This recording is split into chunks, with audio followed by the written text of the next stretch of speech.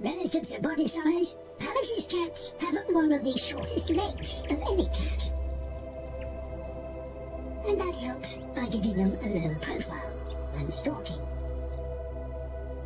But it's not so good for wading through deep snow.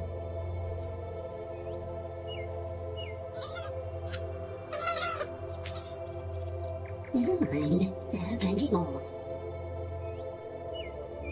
He just needs to stay focused.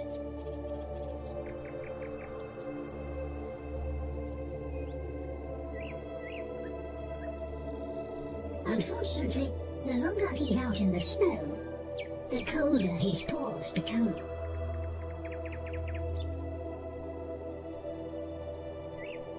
And he has only one way to get the blood circulating again.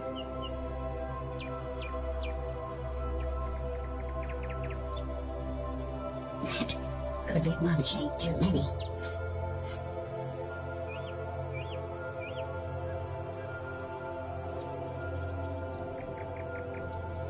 Only 1 hunt in 3 by a Palace's cat is successful.